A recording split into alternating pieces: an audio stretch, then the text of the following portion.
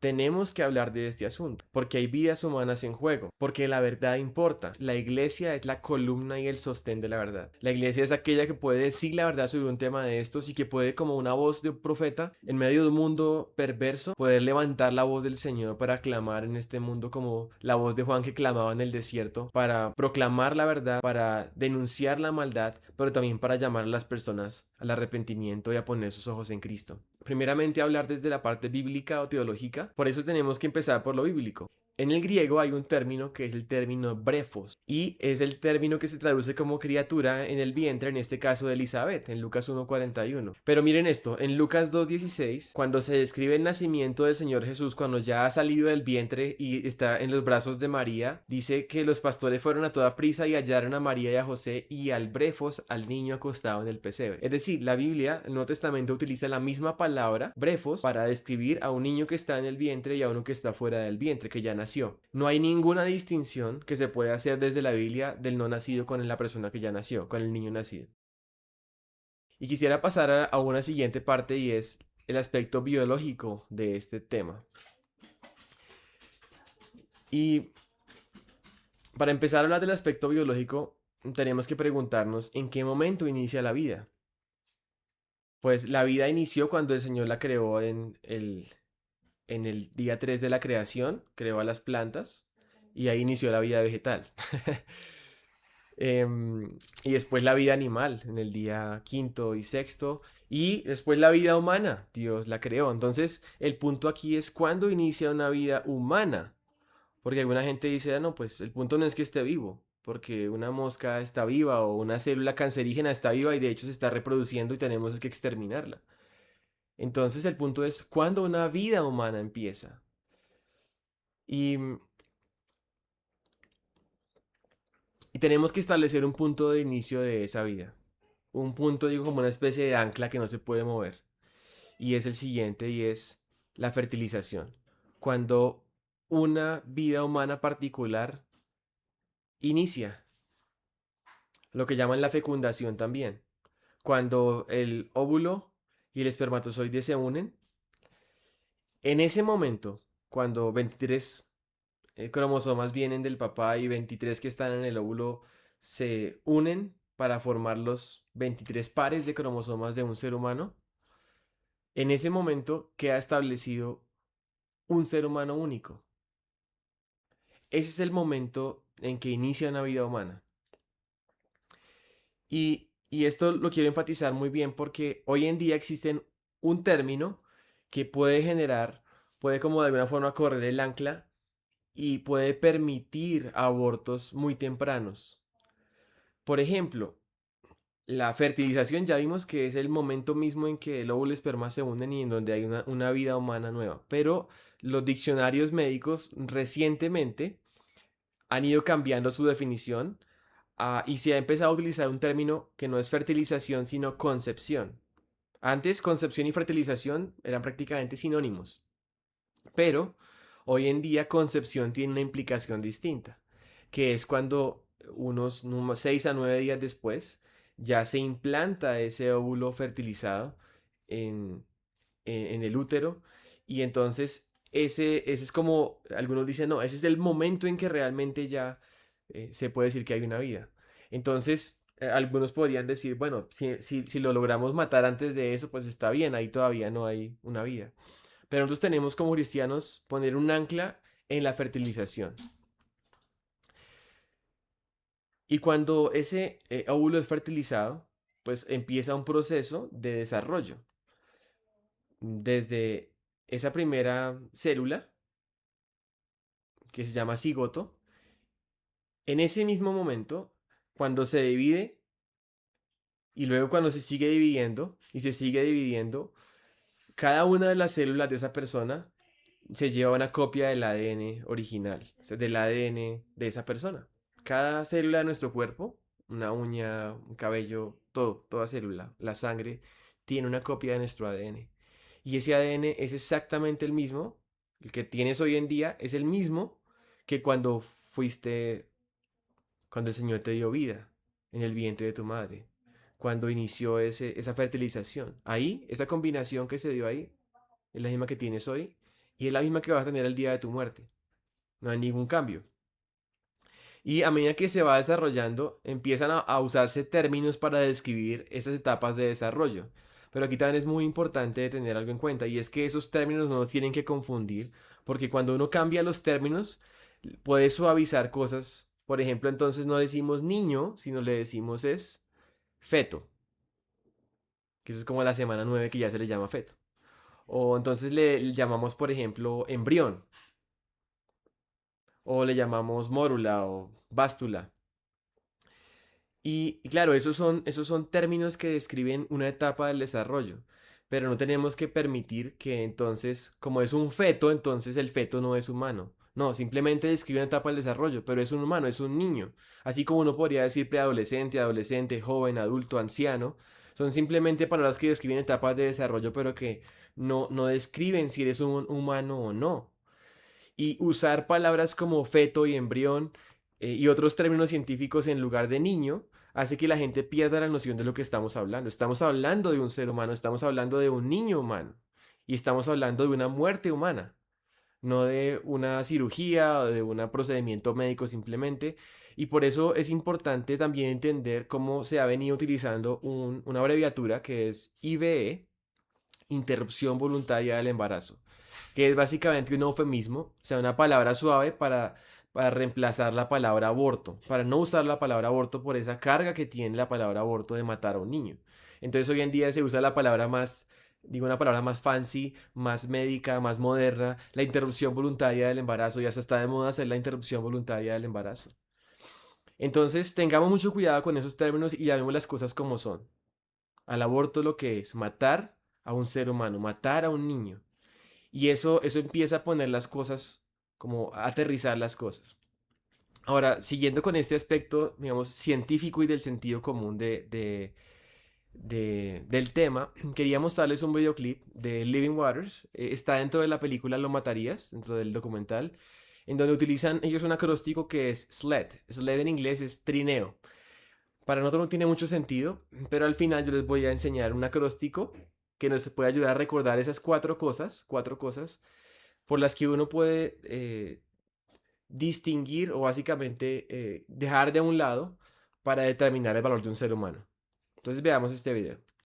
Solo hay 4 diferencias entre el prenacido, que algunos dicen que no es humano, y el recién nacido, que dicen que es humano. Examinemos esas 4 diferencias y veamos si todavía tiene sentido decir que está bien matar a los bebés prenacidos, pero no está bien matar a los recién nacidos. La primera diferencia entre un prenacido y un recién nacido es su tamaño. Por supuesto, el prenacido es típicamente más pequeño que un recién nacido. Algunos incluso objetan diciendo, ¿cómo puedes llamar a algo del tamaño de un punto un ser humano? Esa es una buena pregunta. ¿Cómo algo tan pequeño puede ser un humano? Bueno, ¿por qué algo tan pequeño no puede ser un ser humano? ¿Las personas grandes son más humanas que las pequeñas? Los hombres son generalmente más grandes que las mujeres. ¿Significa eso que los hombres merecen más derechos que las mujeres? Kevin Hart y Dwayne La Roca Johnson son de diferentes tamaños. ¿Es Kevin menos valioso solo porque es más pequeño y Dwayne Johnson más valioso solo porque es más grande? Si el tamaño no tiene nada que ver con el valor de un ser humano, ¿cómo podemos decir que la vida dentro de su madre tiene menos valor simplemente porque es más pequeña? La segunda diferencia entre un prenacido y un recién nacido es su nivel de desarrollo. He escuchado a personas preguntar cómo puede ser algo que aún no está completamente desarrollado una persona, o cómo puede ser algo cuyo cerebro todavía se está desarrollando y que ni siquiera es consciente de sí mismo un ser humano. Bueno, imagina si tu desarrollo o habilidades determinan tu valor como persona. El cerebro de una persona aún se está desarrollando hasta bien entrada la veintena. Los órganos reproductivos de un niño de 6 años no están completamente desarrollados como los de un adolescente de 16 años. ¿Es ese niño de 6 años menos persona que el adolescente solo porque aún no puede quedar embarazada?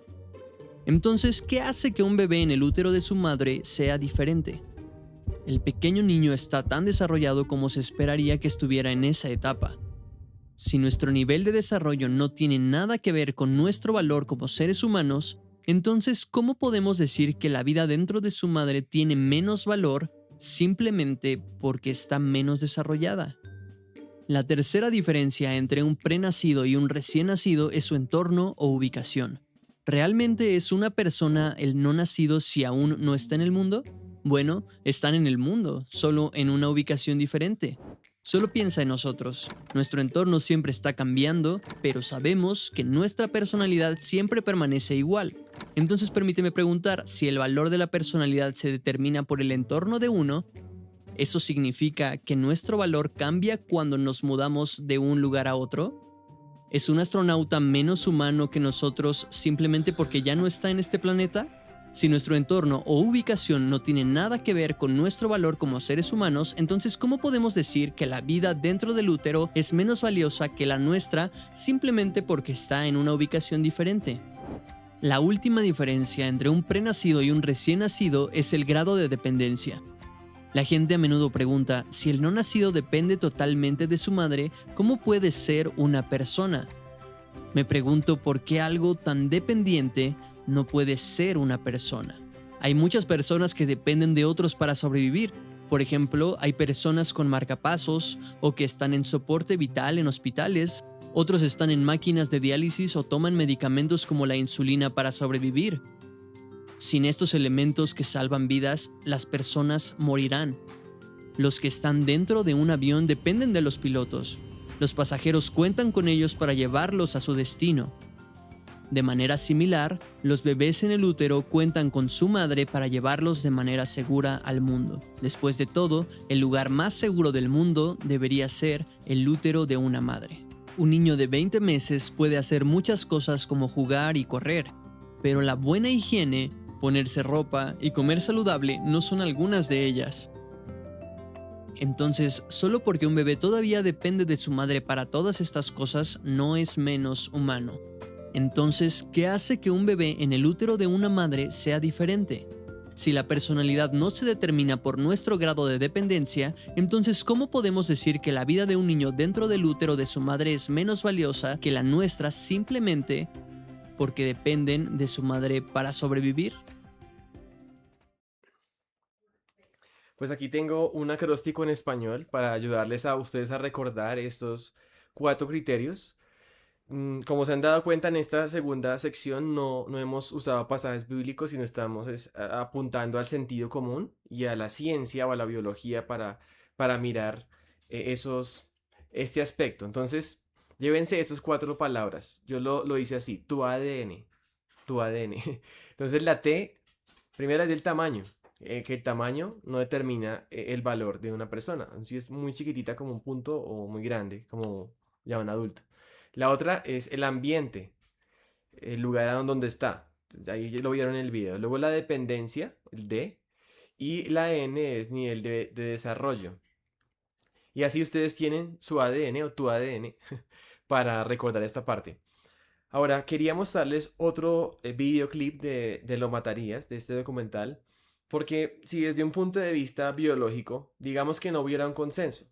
O sea, tú dices que es en la concepción, yo digo que es en la fertilización, otra persona dice que es a los 20 semanas, y otra persona dice que es a las 25, y otra persona dice que es cuando nacen, y hay un desacuerdo, no hay un consenso. ¿Qué hacemos entonces? Y quisiera que ustedes vieran este videoclip porque aquí la pregunta básica de si lo matarías, aún la respuesta debería ser no, independientemente de si no estamos seguros si es un ser humano o no, porque podría serlo. Miren esto. Le pregunté a la gente en la calle si lo matarían, pero no les dije qué era. No tenía ningún contexto sobre lo que estaba hablando. Katy, ¿podrías matarlo? ¿Mataría qué? ¿Qué? ¿Lo matarías? ¿Matar qué? ¿Matarlo? ¿Matar qué? Bueno, mataría por bailar este fin de semana. ¿Lo mataría? Claro que mataría cualquier cosa. Estoy bromeando. ¿De qué hablas? ¿Por qué no lo matarías? Para responder a esa pregunta, ¿qué necesitas? Como contexto. Porque no sé a qué te refieres con eso. ¿Qué necesitas para responder a esa pregunta? ¿Qué es? Correcto, ¿cuál es el tema? Sí. Luego les pregunté si volarían un edificio si no estuvieran seguros de si alguien estaba dentro. Imagina que eres el dueño de una empresa de demolición y te contratan para volar un edificio. Y justo antes de volar el edificio ves algún movimiento en la ventana. No estás seguro. Tal vez fue el viento lo que hizo mover la cortina, tal vez la sombra de un pájaro volaba por encima. No estás seguro. Tal vez haya alguien adentro, tal vez no. ¿Presionarías el botón de todas formas? ¿Volarías el edificio sabiendo que podría haber alguien adentro? No, es una locura. No. Si tuviera que volar el edificio, me aseguraría que estuviera vacío. ¿Y cuánto me van a pagar? No, No lo harías. no lo haría. Esto ya es malo. Porque podría ser una persona. Sí, así que tiene sentido, ¿verdad? Algunos dicen que no saben si es un bebé en el útero. ¿Es un bebé en el útero? No lo sé. Quiero decir, no lo sé. Ahora, si no sabes si los no nacidos son humanos o no, eso sería un argumento para no volar el edificio. Piénsalo. No puedes seguir adelante con un aborto si matarlo significa que podrías estar matando a un ser humano inocente. ¿En qué momento se convierte en un bebé? No lo sé exactamente. El presidente Ronald Reagan dijo una vez, si estás cazando y ves que los arbustos se mueven frente a ti y no estás seguro si es un ciervo al que has estado persiguiendo o tu mejor amigo, ¿vas a abrir fuego? No estoy seguro si hay alguien en ese edificio. Dijiste que no estás segura si es un bebé en el útero. ¿Sería coherente decir, deja vivir a ese ser humano? Nunca lo había pensado. Esto no es política, es sentido común. Y aquí, a pesar de que aquí hay un cartel que dice aborto libre ahora, mi cuerpo, mi decisión, tenemos que, voy a abordar esta pregunta inicialmente desde el punto de vista de la biología. Mi cuerpo, mi decisión. ¿Será que las personas pueden hacer lo que quieran? O sea, tienen opciones ilimitadas para hacer, no tienen restricciones para hacer lo que sea por el hecho de simplemente ser. ¿O realmente tenemos restricciones de hacer ciertas cosas con nuestro cuerpo porque no es correcto hacerlas? No se trata simplemente de que es lo mío y es mi decisión. Hay cosas que son malas decisiones. Si aplicamos esto a una casa, uno podría decir, pues es mi casa y es mi decisión. Y aquí en mi casa yo hago lo que quiero y yo de hecho decido matar a alguien porque está en mi casa. Que es como lo que está pasando en el aborto. Porque a pesar de que hay un cuerpo de la mujer, ella está albergando a otro ser humano adentro. Ella es la casa de esa persona, de ese ser humano. Y eso no le da el derecho de matar a esa persona. Así como no me da el derecho a mí de matar a alguien en mi casa. Cuando el óvulo es fertilizado, como hablamos, en ese momento hay un individuo que es único, que tiene un ADN diferente al de la mamá. Y por ejemplo, yo tuve una cirugía hace unos años por una apendicitis. No sé si que en los presentes habrá algún otro que habrá sufrido de esto. Gracias al Señor que hay tratamiento y no moría ahí. Pero el punto es que cuando sacaron mi apéndice, la extirparon. Ese pedazo de apéndice era un pedazo de mí. O sea, sí era parte de mi cuerpo. Si hacían una prueba de ADN, ahí salía mi ADN. Era yo. O eso pasa con cualquier otra parte de mi cuerpo. Pero cuando, por ejemplo, se practica un aborto, todo lo que sale ahí, la placenta, el líquido amniótico, la sangre derramada, las piernas, los brazos, la cabeza, los órganos, todos esos no son el cuerpo de la madre. Es otro cuerpo humano. Es otro ADN. Cada célula de ese cuerpo es el cuerpo de otra persona. De hecho, cuando a un ser humano le hacen un trasplante, no sé si aquí alguien haya recibido un trasplante de órganos. Los cuerpos nuestros tienen un diseño de que cualquier objeto extraño, cualquier cuerpo extraño que esté dentro de nuestro cuerpo, inmediatamente hay un efecto de rechazo natural, biológicamente hablando. Y las personas que tienen implantes, por ejemplo, de hígado, tienen que tomar unos medicamentos para inhibir ese efecto de rechazo y poder que su cuerpo conviva con un hígado de otra persona o con un órgano de otra persona, con un cuerpo extraño. De hecho, el bebé dentro del vientre de la mamá es un cuerpo extraño. Y hay un proceso que ocurre durante el embarazo en el que naturalmente, por el diseño del Señor, se inhibe ese rechazo natural y el cuerpo de la mujer permite que un cuerpo extraño crezca dentro de ella. De hecho, cuando ese mecanismo falla, pues una mujer normalmente tiene abortos espontáneos. No puede llevar un embarazo al término porque su cuerpo lo expulsa o lo rechaza. Entonces, hay muchas indicaciones desde la biología de que definitivamente ahí no hay un solo cuerpo, sino que hay dos cuerpos y no es tan sencillo como decir mi cuerpo y mi decisión. Y quería mostrarles un video. Este video está también en el canal de Living Waters, en nuestra página web. Fue compartido, producido por un ministerio que se llama choicefor2.com. Y este es un video de un caso real de una persona que presenció un aborto médico.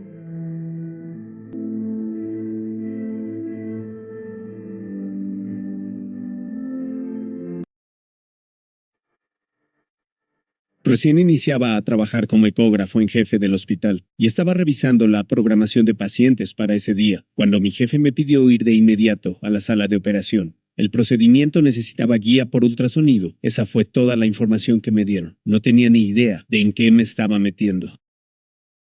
Instalé la máquina de ultrasonido en la sala de operaciones. La paciente ya se encontraba sedada en la mesa de operación. Conecté la máquina mientras esperaba instrucciones del doctor. Él me gritó que ubicara la sonda del ultrasonido en la pelvis de la paciente para prevenir que perforara el útero. Aún confundido sobre lo que sería el procedimiento, hice lo que me pidió y noté que la paciente estaba embarazada. Ella estaba en su segundo trimestre, así que pude determinar fácilmente el género de su bebé, una pequeña niña. Confundido, vi al doctor introducir un catéter en el saco amniótico. El feto esquivó el catéter y trató de esconderse en la parte superior del útero de su mamá para escapar. Horrorizado, vi cómo el doctor insertó una pinza de 4 dientes y atrapó la pequeña pierna de la niña. Ella reaccionó del dolor tratando de liberarse, pero no había lugar para escapar. Entonces el doctor tiró fuerte hasta que le arrancó la piernita del cuerpo. Ella se retorció de forma violenta por el dolor y se acurrucó en una bolita. Pero eso no fue todo.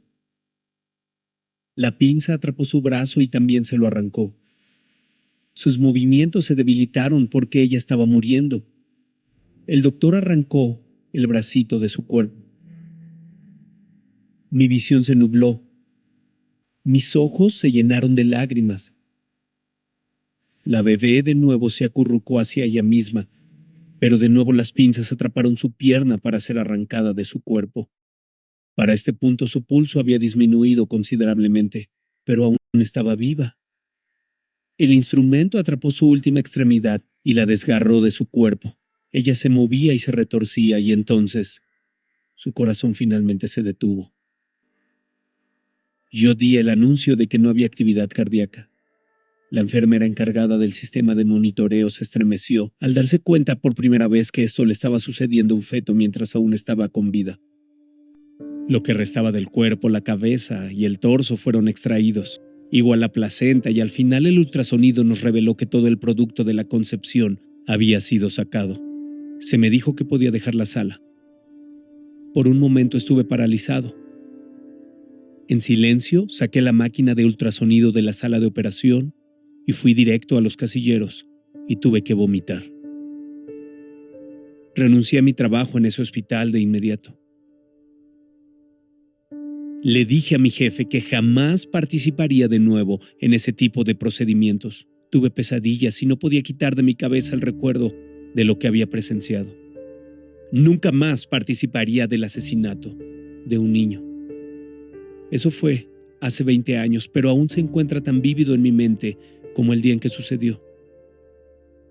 La peor parte es que este procedimiento aún hoy se sigue practicando. La gente no tiene ni idea de que estamos asesinando bebés de esta manera. Ellos piensan que no es una persona, sino una especie de tumor. Realmente lamento lo que le sucedió a esa pequeña bebé, por lo que yo le hice. Lo siento, preciosa. Lo lamento mucho.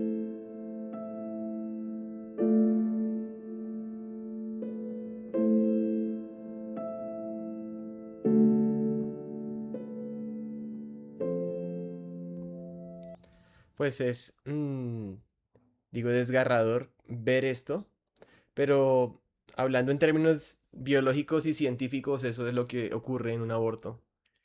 Es, pues, algo horrible. Es prácticamente destruir a un ser humano, rasgándolo a pedazos. succionándolo. Y es algo terrible pensar en eso. Y algo que me duele mucho y me da coraje, y como les decía, espero que a todos también nos conmueva este asunto, es ver que estas mismas personas que dicen mi cuerpo, mi decisión, o esta misma corriente de este mundo, esta misma forma de pensar al respecto de la vida humana, es la misma que está, por ejemplo, alegando por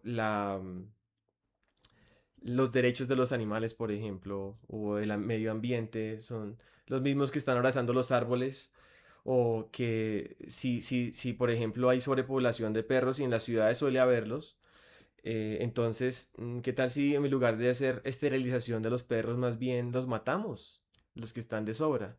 O de hecho, si hay perritas embarazadas, pues practiquémosle los abortos de una vez. Y seguramente eso escandalizaría a muchas de las personas hoy en día. No pueden concebir que los cachorritos sean licuados y matados así. Pero sí pueden concebir y están clamando como un derecho que sus hijos, sus propios hijos humanos, sea su derecho de poder destruirlos en el lugar más seguro donde pueden estar. Y eso demuestra un problema de fondo. O sea, este no es un problema científico ni siquiera. Ese es un problema espiritual de una humanidad en rebelión contra Dios. No es ni siquiera ideológico, sino espiritual. O sea, yo no encuentro otra explicación a que lleguemos a ese punto como humanidad, en donde, pretendiendo ser sabios, se hicieron necios, como dice Pablo, intercambiando la verdad de Dios por la mentira. Y el Señor entregándolos a una mente depravada y deshonrando sus propios cuerpos, deshonrando su propia vida, deshonrando la vida humana.